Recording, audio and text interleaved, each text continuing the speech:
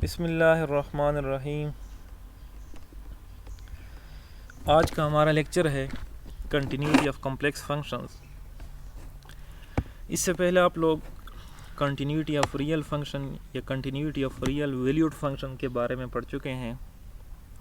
तो आज हम एक कॉम्प्लेक्स फंक्शन या एक कॉम्प्लेक्स वैल्यूड फंक्शन या of complex function of complex variable ये कब कंटिन्यूस होता है इसके बारे में पढ़ेंगे, इसकी डिफिनीशन पढ़ेंगे और कोशिश करेंगे कि इस पे एक दो एग्जाम्पल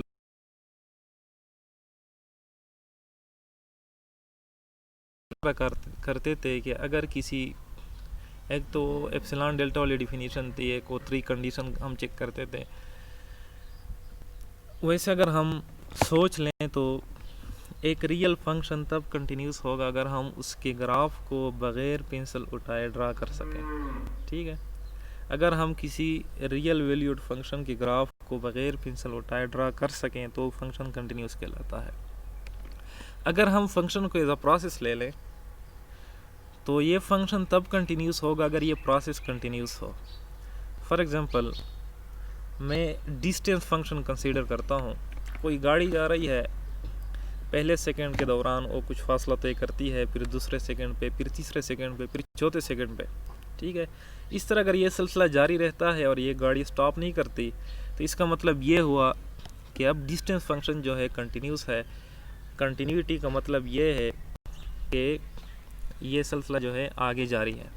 ठीक है, यानी हर एक इनपुट पे हमें कोई ना कोई आउटपुट की वैल्यू मिल जाती है और वो आउटपुट की वैल्यू जो है आपस में एक दूसरे के बहुत करीब है। ऐसा नहीं है कि एक इनपुट पे हमें value they they. For example, पहले सेकंड के दौरान वो 10 किलोमीटर का फासला तय करती है, फिर दूसरे सेकंड के दौरान वो 150 किलोमीटर का फासला तय करती है।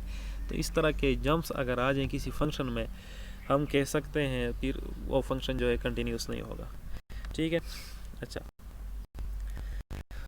तो डिस्टेंस फंक्शन की हमने बात की कि डिस्टेंस फंक्शन कब कंटिन्यूस होता है अगर हरकत के दौरान हरकत हर एक इनपुट पे हमें आउटपुट की वैल्यू एक साथ मिल रही हो। ठीक है, यानी वही बात है कि हम फंक्शन के ग्राफ को बग़ैर पेंसिल उठाए ड्रा कर सकें। ये रियल वैल्यूड फंक्शन की बात हो रही है। कॉम्प्लेक्स वैल्यूड फंक्शन के बारे में हम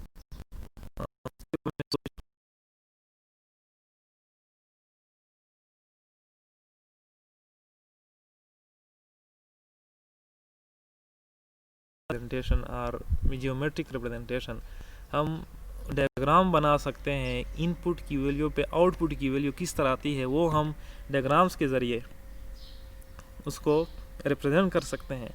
लेकिन जिस तरह हम रियल एनालिसिस में बात करते हैं कि किसी इनपुट पे फंक्शन कौन सी आउटपुट वैल्यू दे रहा होता है और एक ही प्लेन में उसका ग्राफ हम किस तरह बनाते हैं, एक ही प्लेन में हम उसका ग्राफ किस तरह बनाते हैं, वो चीज़ हम रिप्रेजेंट करते हैं। अच्छा, अब देखें, अच्छा ठीक, तो ये डिफिनीशन है कि the definition of continuity for a complex function is in essence the same as that of a real function. That is, a complex function f is continuous at a point z naught if the limit of f as z approaches to z naught exists and is the same as the value of f at z naught. This gives the following definition for a complex function which is analogous to 17. अच्छा, 17 से पहले relation गुजरा है, उसके साथ कह रहा है कि ये सिमिलर है। Continuity of a complex function. A complex function f is continuous at a point z naught if limit z approaches to z naught f of z is equal to f of z naught. अगर ये दोनों values defined हो, यानी ये limiting value जब z z naught को approach करे f of z उसकी वैल्यू और f of z naught पर फंक्शन की वैल्यू ये दोनों बराबर हो जाएं, तब हम कह सकते हैं कि हमारा फंक्शन जो है कॉम्प्लेक्स वैल्यूड फंक्शन या कॉम्प्लेक्स वेरिएबल का फंक्शन, ठीक है, ये क्या होगा, कंटिन्यूस होगा। कॉम्प्लेक्स वेरिएबल के फंक्शन से मुराद ये है कि हम उसको इनपुट में कोई कॉम्प्लेक्स वेरिएबल दे दें, कॉम्प्लेक्स नंबर दे दें। कॉम्प्लेक्स वैल्यूड फंक्शन का मतलब ये है कि वो हमें आउटपुट के तौर पे कोई कॉम्प्लेक्स वैल्यू दे दे। ठीक है, अच्छा, तो आप लोग सिंपल किसी फंक्शन को कंटिन्यूस चेक करने के लिए ये क्राइटेरिया सीख लें।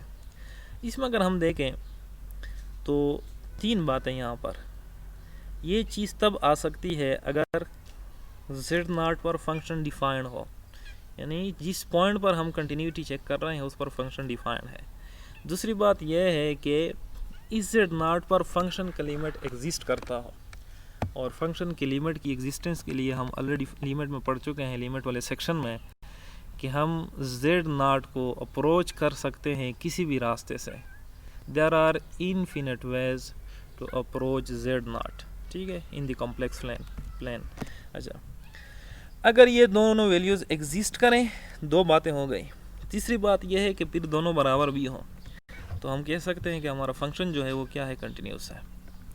अच्छा, यानी रियल एनालिसिस में हम ये बात चेक करते थे कि किसी पॉइंट पर अगर कंटिन्यूटी चेक करनी हो तो उस पॉइंट पर फंक्शन का लिमिट एग्जिस्ट करता हो, ठीक है। Limit z approaches to z0, f of z exist, f is defined at z0, उसी z0 पर फंक्शन हमारा डिफाइंड हो। और तीसरी बात कि जो लिमिट की वैल्यू हमारे पास आती है और जो z0 पर फंक्शन की वैल्यू आती है, ये दोनों बराबर हो। तो continuity of a function check करने के लिए सबसे पहले हम क्या करेंगे, फंक्शन की जिस पॉइंट पर कंटिन्यूटी चेक करनी हो वो पॉइंट फंक्शन के अंदर पुट करेंगे। दूसरी बात क्या करेंगे, उस पर लिमिट चेक करेंगे उस पॉइंट पर, और लिमिट चेक करने के लिए हम वेरियस अप्रोचेस यूज़ करेंगे, डिफरेंट वेज, मुख्तलिफ रास्तों का इंतखाब करेंगे। फिर दोनों वैल्यूज़ को कंपेयर करेंगे, जब लिमिट भी एग्जिस्ट करता हो और z0 पर फंक्शन की वैल्यू भी डिफाइन हो, दोनों वैल्यूज़ हम कंपेयर करेंगे। जब ये दोनों बराबर हो हम कहेंगे कि फंक्शन हमारा क्या है, कंटिन्यूस है। अच्छा, ठीक, अब आगे जाते हैं। इसमें एग्जांपल्स हैं। फॉर एग्जांपल, ये एक फंक्शन आप कंसिडर कर लें, f of z is equal to 1 divided by 1 plus Z square. ये कोई फंक्शन है, तो आप लोग यहाँ पर वेरीफाई कर सकते हैं कि ये फंक्शन जो है कंटिन्यूस है पूरे कॉम्प्लेक्स प्लेन में, सिवाय दो पॉइंट्स के। दो पॉइंट्स ऐसे हैं कि उन पॉइंट्स पर फंक्शन कंटिन्यूस नहीं है। वो पॉइंट्स कौन कौन से हैं, z is equal to iota और z is equal to minus iota. ये दो पॉइंट्स ऐसे हैं कॉम्प्लेक्स प्लेन में। ये देखिए, मैं अगर इसको ड्रा करना चाहूँ कॉम्प्लेक्स प्लेन, तो ये देखें,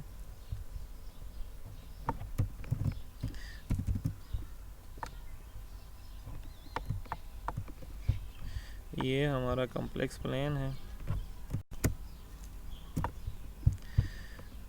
और यहाँ पर ये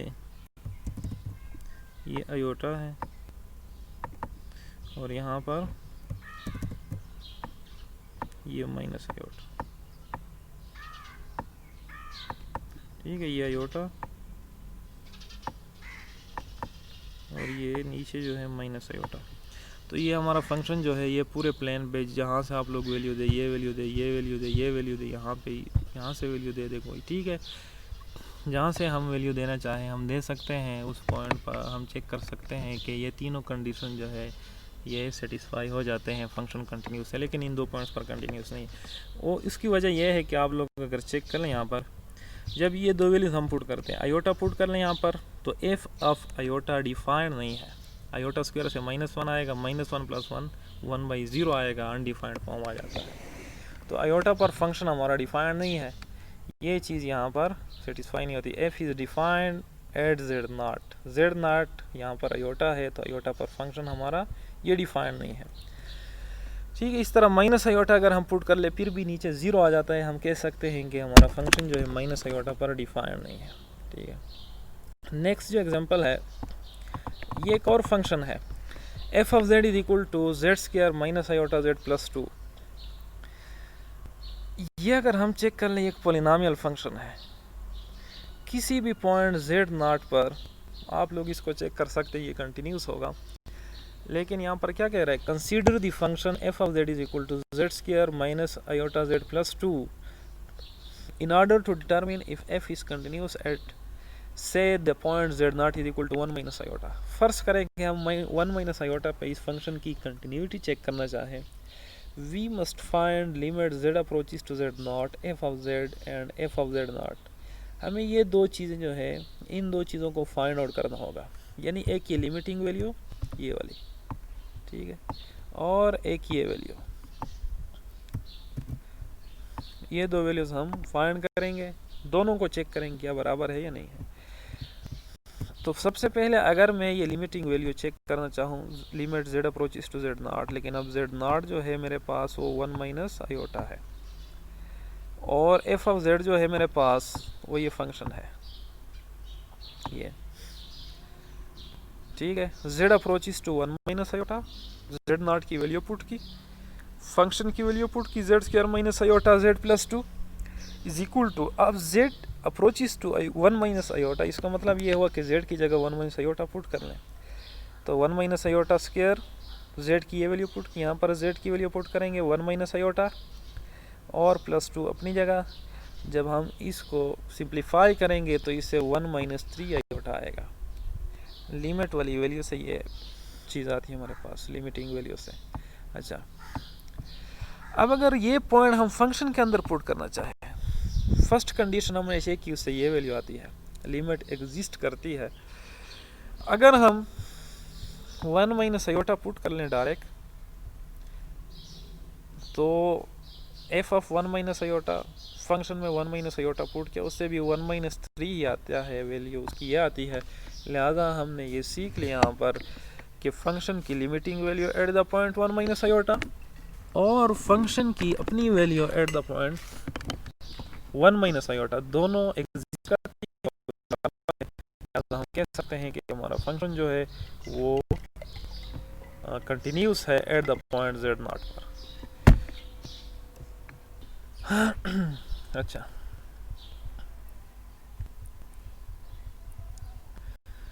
अब हम ये सीखेंगे यहाँ पर कि एक फंक्शन किस तरह डिसकंटिन्यूस होता है, ठीक है।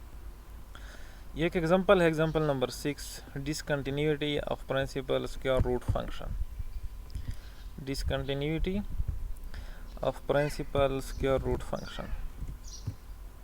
ये देखें, show that the principal square root function, ये जो फंक्शन है इसको इन्होंने नाम दिया principal square root function, defined by 7, कि आगे भी डिफाइंड हो चुका है, is discontinuous at the point z not is equal to -1।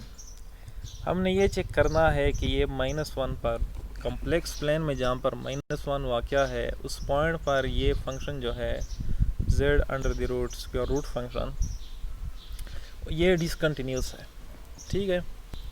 यानी इधर ये देखिए यहाँ पर -1 ये लिखा हुआ है, इस पॉइंट पर हमने चेक करने की डिसकंटिन्यूस है।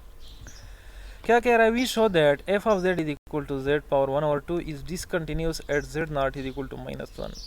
यानी अब हम -1 पर उसकी कंटिन्यूटी चेक करते हैं, लेकिन हमने ये प्रूव करना है कि ये डिसकंटिन्यूस है। अच्छा, by demonstrating that the limit z approaches to z not f of z is equal to limit z approaches to -1 z power 1 और 2 does not exist. Continuity check करने के लिए हमें उस पॉइंट पर लिमिट को भी चेक करना पड़ता है।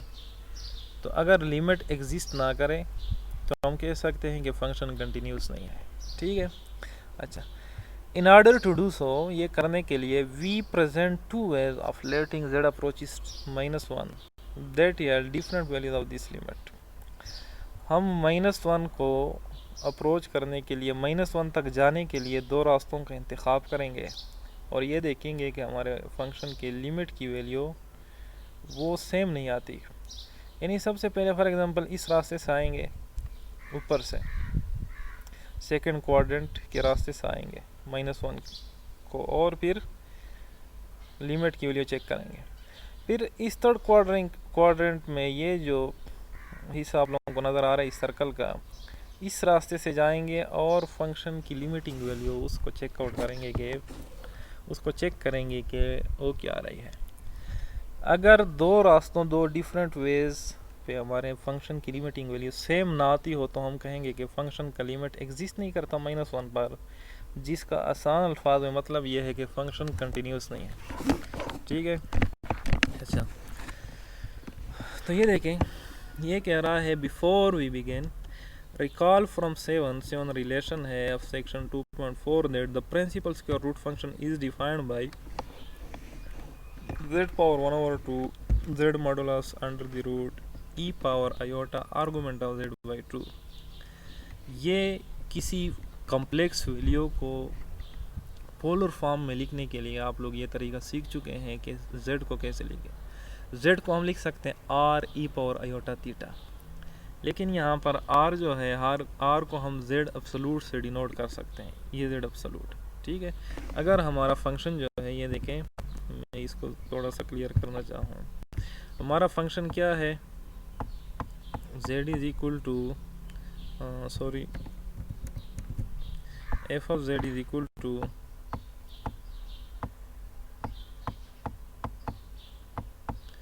z स्क्वायर रूट या z पावर 1 over 2। ठीक है, अब z का तो हमें पता है कि वो हम लिख सकते हैं r e power iota theta. ठीक है, इस तरह लिख सकते हैं। अगर हमारा थीटा जो है उसको हम प्रिंसिपल आर्गुमेंट ले लें,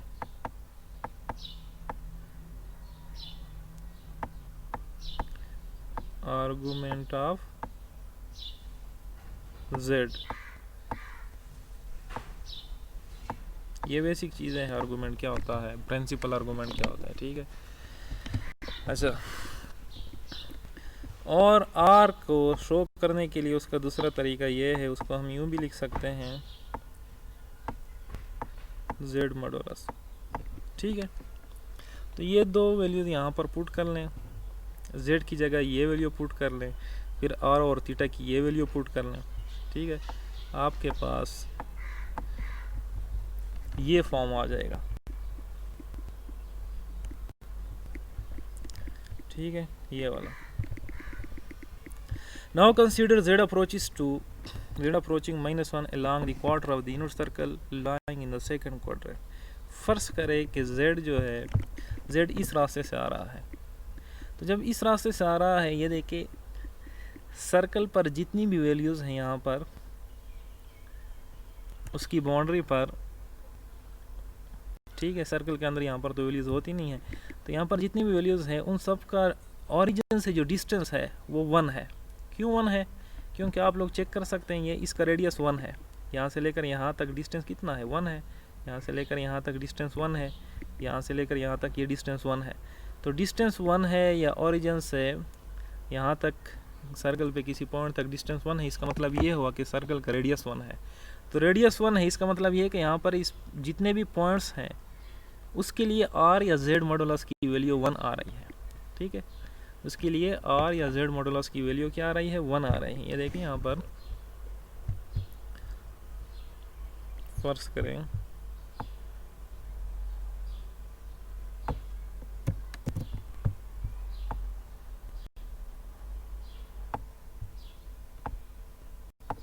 ये, अगर मैं यहाँ पर चेक करना चाहूँ ये वाली और ये वाली, तो ये 1 है।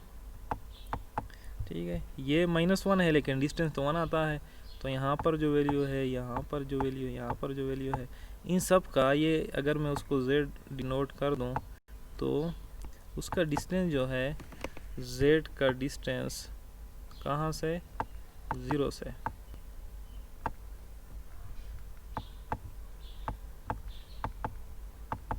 यानी z ये क्या है, ये 1 है। अच्छा, ठीक, अगर ये 1 है तो that is consider the point z modulus is equal to 1। और आर्गुमेंट ऑफ z क्या है, z का जो एंगल बनता है वो पाई और π/2 के दरमियान है। ये π/2 है, 90 डिग्री का एंगल, और ये पाई है। ठीक है, इस रास्ते से हम आ रहे हैं तो पॉजिटिव वैल्यू हम लिखेंगे एंगल की, एंटी क्लॉकवाइज हम पॉजिटिव लिखते हैं। तो आर्गुमेंट ऑफ z या एंगल जो बनता है वो -π/2 और पाई के दरमियान है। z modulus is equal to 1 है। In exponential form this approach can be described as z is equal to e power iota theta, where theta is in between π/2 and pi. ठीक है, इस अप्रोच को हम यूँ भी लिख सकते हैं, ये देखें z को हम पोलर फॉर्म में हम इस तरह लिख सकते हैं ना, जहाँ पर r की वैल्यू क्या 1 है हमारे पास। ठीक है, अच्छा, with theta approaching to pi, theta pi को अप्रोच कर रहा है। पाई को इसलिए अप्रोच कर रहा है कि ये देखें यहाँ पर जब z इधर था तो ये एंगल बन रहा था, जब z थोड़ा सा करीब हो जाए, ये देखें यहाँ पर ये वैल्यू बन रही थी, ये थीटा की वैल्यू। अब z इधर आ गया तो थीटा की वैल्यू और भी पाई के करीब, ये देखें ये पूरा पाई है, ये पूरी वैल्यू जो है 180 डिग्री के बराबर है या पाई रेडियन के बराबर है। ठीक है, अच्छा, तो थीटा जो है वो बढ़ रहा है किस चीज़ की जाने, पाई की जाने बढ़ रहा है, π/2 से यहाँ से अब पाई की जाने आ रहा है। अच्छा ठीक, अब देखें वी ऑब्टेन लिमिट की वैल्यू हम अब चेक करते हैं जब z-1 को अप्रोच कर रहा हो इस रास्ते से। तो z⁴1/2 ये फंक्शन की वैल्यू है, limit z approaches to -1, z1/2 की जगह ये वैल्यू लिख सकते हैं, ये ऑलरेडी हम ऊपर अब डिस्कस कर चुके हैं कि कैसे ये वैल्यू हम लिख सकते हैं। ठीक है, अच्छा ये वाली, और फिर z अप्रोचेस टू -1 की जगह मैंने यहाँ पर थीटा अप्रोचेस टू पाई लिखा। अभी डिस्कस किया कि थीटा पाई को अप्रोच कर रहा है, π/2 से यहाँ से लेकर यहाँ तक आ रहा है, ये पाई है। ठीक है, z मॉडुलस की जगह 1, स्क्वायर रूट अपनी जगह, e⁻i⁴θ/2, ये आर्गूमेंट ऑफ z क्या है, थीटा है अब यहाँ पर। ठीक है, अच्छा, तो e⁻i⁴θ/2 को अगर हम यूलर फार्मूले से या आयलर फार्मूले से लिखना चाहे तो cos⁡θ/2 + i⁻sin⁡θ/2 लिख सकते हैं। cos⁡θ/2 की जगह थीटा की वैल्यू पाई पुट कर लें, cos π/2 + i⁻sin⁡π/2, cos π/2 की वैल्यू 0 है और sin π/2 की वैल्यू 1 है, आप लोग टेबल से जान चुके हैं। ठीक है, तो इसका मतलब ये हुआ कि when we approaches to -1 along this path, along the second quadrant, along this half quarter, along this quarter of the circle, ठीक है, along this quarter of the circle, we get iota when z approaches to -1, जब z-1 को approach कर रहा हो, जब z यहाँ पर हो, फिर यहाँ पर आ जाए, फिर यहाँ पर आ जाए, फिर यहाँ पर आ जाए, फिर यहाँ पर आ जाए, तो फंक्शन से हमारे पास आयोटा की वैल्यू आती है। अब इसी तरीके से अगर हम इस रास्ते से जाएं तो देखते हैं यहाँ पर कि इसमें क्या आता है। Now let z approaches to -1 along the quarter of the unit circle lying in third quadrant। ये यूनिट सर्कल है क्योंकि इसका रेडियस 1 के बराबर है। थर्ड क्वाड्रेंट में इस रास्ते का इंतखाब हम कर रहे हैं। ठीक है, along this curve we have the points z is equal to e⁻i⁴θ, क्योंकि r यहाँ पर 1 है, मॉडुलस 1 है या रेडियस 1 है। थीटा की वैल्यू -π और -π/2 इसके दरमियान है। ये देखिए कैसे, ये -π/2 है क्योंकि हम अब क्लॉकवाइज आ रहे हैं। -π/2 x एक्सिस के साथ जो एंगल बनता है पॉजिटिव x एक्सिस के साथ -π/2, और ये जो है ये -π है यहाँ से लेकर यहाँ तक। ठीक है, ये -π, तो थीटा यहाँ पर है, इसके दरमियान है। ठीक है, यहाँ पर ये वाला थीटा। अच्छा, विथ थीटा अप्रोचिंग -π की जानिब जा रहा है by setting z modulus is equal to 1। z modulus 1 है, z का यानी जितने भी पॉइंट्स हैं यहाँ पर उन सब का ओरिजिन से जो डिस्टेंस है वो 1 है। ठीक है, and letting argument of z is equal to theta, जो प्रिंसिपल आर्गूमेंट है -π और π के दरमियान वो बेशक यहाँ पर थीटा है। तो this theta approaches to -π we find, ये वही ऊपर वाला प्रोसेस है यहाँ पर।